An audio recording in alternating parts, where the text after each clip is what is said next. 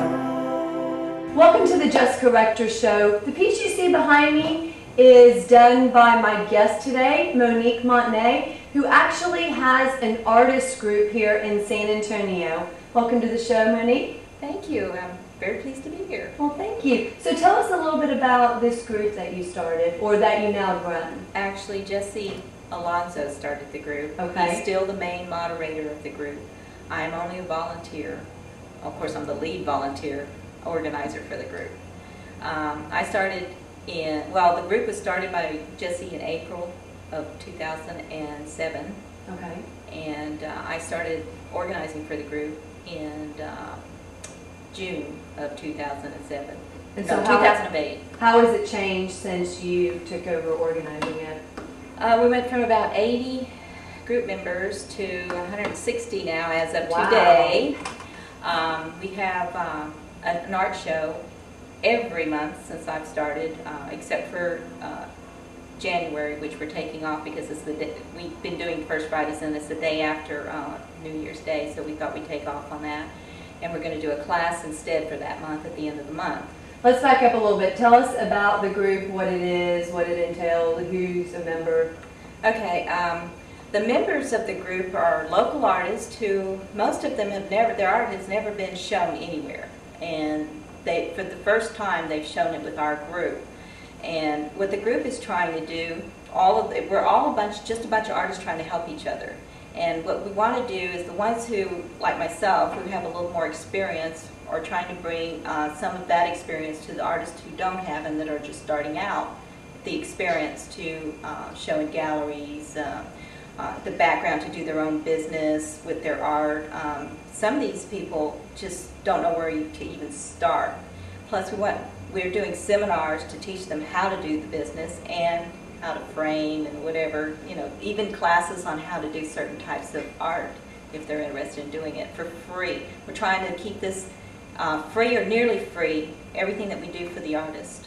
So how do you go about finding the people, the new artists that are The funny thing is I find them everywhere I go. It's like, I don't understand this, but I'm a magnet to artists now. And that includes, we have musicians, photographers, fine artists, we have craftspeople, we have jewelers. Wow.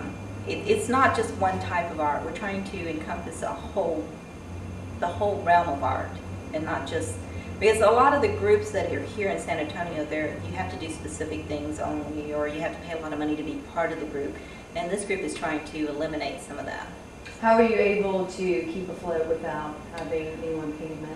Well, right now we have some generous people like In on the Riverwalk who's sponsoring our shows, so that helps a lot. And we have someone who is printing our flyers for us. They're an insurance company here in San Antonio, and we try to get sponsors to do that type of thing for our group. So, also, this is my little clicky thing, which some of the artists are kind of like, okay, it's good, and okay, it's not good, because they don't like being out of their comfort zone. But I make them paint live at every event they do. That's we use a theme. Everybody has to paint the same size or similar size, and if they don't do paintings and they do photographs, they have to have a piece in that theme that they donate to the group, and then we either auction it or raffle it off. And that money goes into a group pot to pay for some of the other stuff that we're doing. How does it make the artists feel? They love it, actually. They're scared because painting in public, well, it does two things for them. It takes them out of their comfort zone and out of their home or studio or whatever. Right.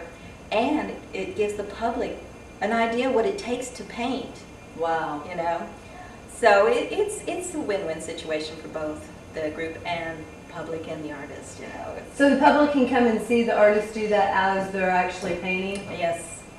And the artists can sell other works at these events. So it's a chance for them to make money without putting out a lot of money. Wow. So how did you get started with this group? Well, I had a girlfriend, Cheryl Damshin. She's a local artist who took an art class from me in oils.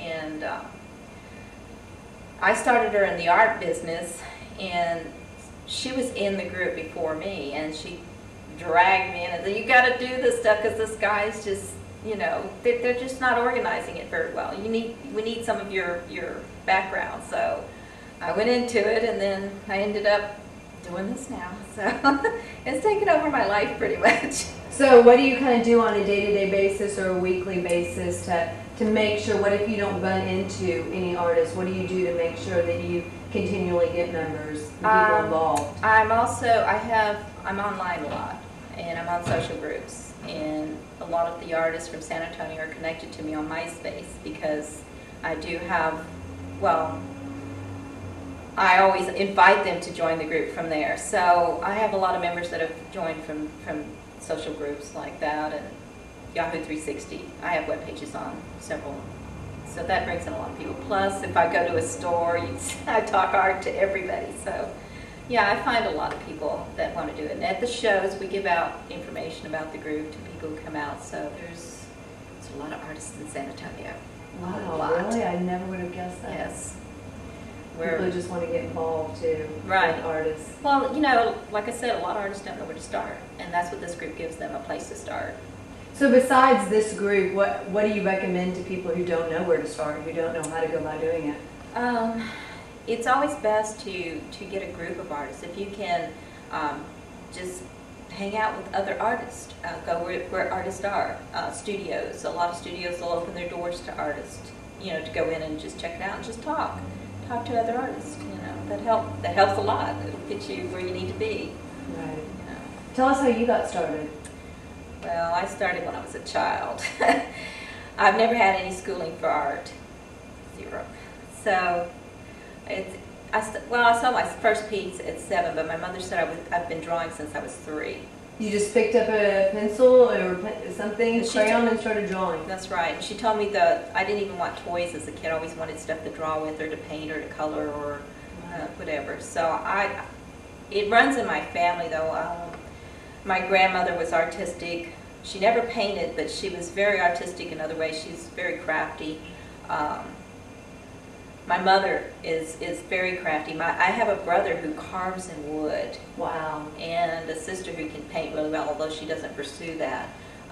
They're all younger than me, but it started, I've always had to draw. It's a way to relieve tensions, or to get outside of myself for me.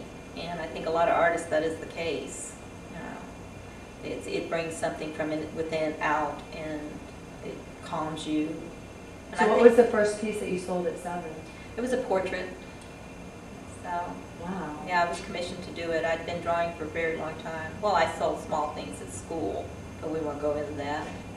So so your parents were never against you being an artist? And my mother always told me it was just, you know, it's just a hobby. You could never make money with art.